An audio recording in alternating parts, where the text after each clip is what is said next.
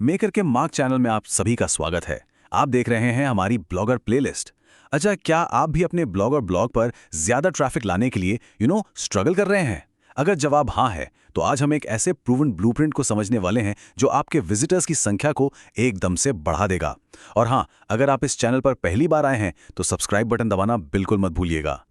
तो चलिए सबसे पहले एक बिल्कुल बेसिक लेकिन सबसे ज़रूरी बात से शुरू करते हैं। देखिए, ट्रैफिक किसी भी ब्लॉग के लिए ना ऑक्सीजन की तरह होता है, बिल्कुल ऑक्सीजन। इसके बिना आपका ब्लॉग समझ लीजिए चल ही नहीं सकता। यही वो फ्यूल है जो आपके आइडियाज़, आपकी मेहनत को पूरी दुनिया तक लेकर जाता है। अब सोचिए, अगर ट्रैफिक ही नहीं होगा तो क्या होगा? सीधी सी बात है, गूगल पर रैंकिंग नहीं मिलेगी, एडसेंस से कोई कमाई नहीं होगी और ब्लॉग की ग्रोथ तो भूल ही जाइए। पर घबराने की कोई जरूरत नहीं है। हम यहां इन्हीं मुश्किलों का हल निकालने के लिए हैं। हम उन तरीकों पर फोकस करेंगे जिनसे इन सब से बचा जा सके और एक सॉलिड फाउंडेशन बनाया जा सके। तो ठीक है, चलिए शुरू करें। ये रहा हमारा 4 पार्ट एक्शन प्लान जो आपके ब्लॉग को एक असली ट्रैफिक मशीन बना देगा। एक एक करके सबको देखेंगे। तो सबसे पहले आता है पार्ट 1, नींव का निर्माण। आखिर किसी भी कामयाब ब्लॉग की बुनियाद क्या होती है? ये सब शुरू होता है एक सही और मजबूत फाउंडेशन बनाने से। चलिए समझते हैं कि इसका असल मतलब क्या है। देखिए, सही नीश मतलब सही टॉपिक चुनना, ये सबसे ज़रूरी है। कुछ टॉपिक्स ऐसे हैं जैसे कोट्स और शायरी, न्यूज़, टेक टिप्स या फिर रिव्यूज़। ये ना सर्च इंजन में बहुत जल्दी रैंक कर जाते हैं। क्यों? क्योंकि लोग एक्टिवली ऐसी जानकारी ढूंढ रहे होते हैं।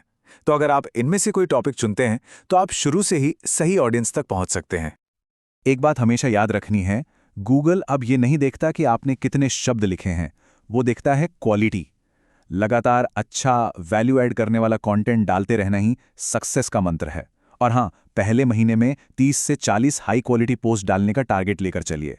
ये एक बहुत अच्छा स्टार्ट होगा। चलिए, अब जब फाउंडेशन मजबूत हो गया है तो आते हैं पार्ट 2 पर, ऑन साइट एसईओ में महारत। अब थोड़ा टेक्निकल साइड पर चलते हैं। ऑन साइट एसईओ का मतलब है अपने ब्लॉग पर ही कुछ ऐसी सेटिंग्स करना जिससे वो सर्च इंजन के लिए ज्यादा फ्रेंडली बन जाए। मतलब गूगल आपके कंटेंट को आसानी से समझ पाए और सही लोगों तक पहुंचा पाए। ट्रैफिक लाने का सबसे पावरफुल हथियार जानते हैं क्या है? वो है लो कंपटीशन वाले लॉन्ग टेल कीवर्ड्स।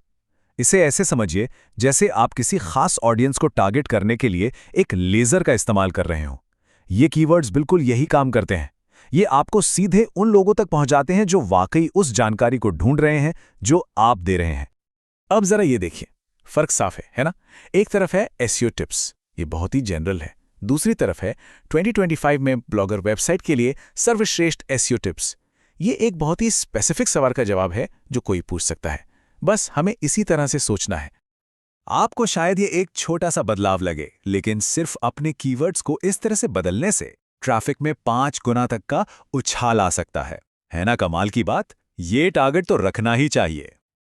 अच्छा, एक और मजेदार बात, गूगल को ना एक वेल स्ट्रक्चर्ड पोस्ट बहुत पसंद आती है।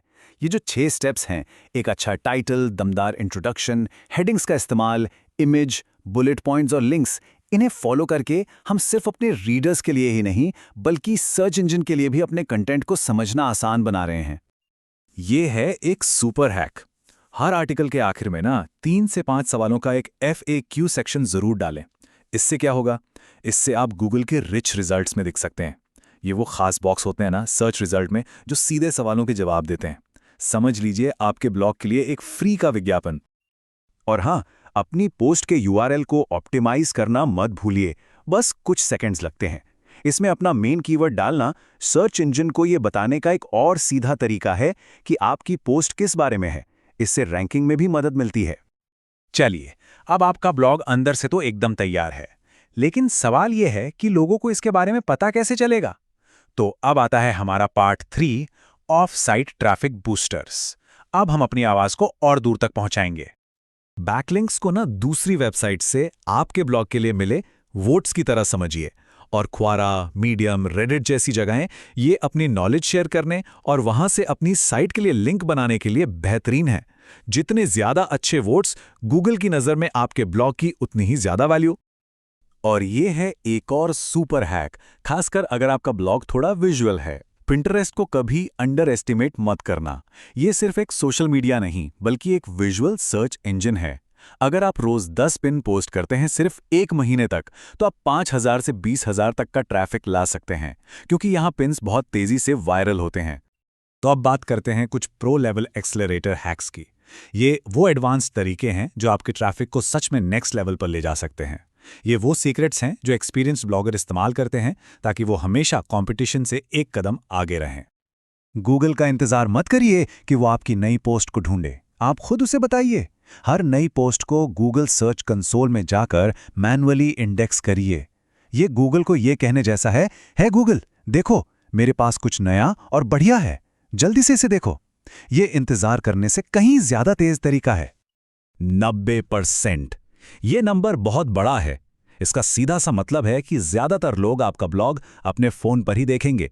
तो अगर आपकी साइट मोबाइल फ्रेंडली नहीं है तो आप 90% ऑडियंस को खो रहे हैं। मोबाइल फर्स्ट डिजाइन अब कोई ऑप्शन नहीं है, ये जरूरत है। ये जो 5 हैक्स हैं ये गेम चेंजर हैं। ट्रेंडिंग टॉपिक्स पर लिखना, पुरानी पोस्ट्स को अपडेट करते रहना, इंटरनल लिंकिंग करना, ये सब मिलकर एक जबरदस्त ट्रैफिक मशीन बनाते हैं। खासकर ट्रेंडिंग टॉपिक्स पर दिन में 3 बार पोस्ट करने से वायरल ट्रैफिक मिल सकता है और पुरानी पोस्ट्स को रिफ्रेश करने से गूगल को पता चलता है कि आपका ब्लॉग एक्टिव है। तो ये है पूरा का पूरा ब्लूप्रिंट। जब आप इन सभी रणनीतियों, foundation, on site, of site और प्रो हैक्स को एक साथ इस्तेमाल करते हैं तो आप सिर्फ ट्रैफिक नहीं ला रहे होते, आप एक ऐसा ब्लॉग बना रहे होते हैं जो लगातार ग्रो करेगा और लंबे समय तक आपके लिए काम करेगा। तो अब जब सब कुछ सामने है, कंटेंट क्वालिटी भी परफेक्ट है और टेक्निकल एसईओ भी, तो एक सवाल उठता है, जब ट्रैफिक एक जगह आके रुक जाए तो उसे तोड़ने के लिए किस चीज को ज्यादा प्राथमिकता देनी चाहिए? अब सारे टूल्स आपके पास हैं। असली सवाल ये है, आप सबसे पहले किस पर फोकस करने वाले हैं? आपको अपने ब्लॉग के लिए सबसे बड़ी ग्रोथ की अपॉर्चुनिटी कहां दिख रही है? नीचे कमेंट्स में अपने विचार जरूर बताइएगा।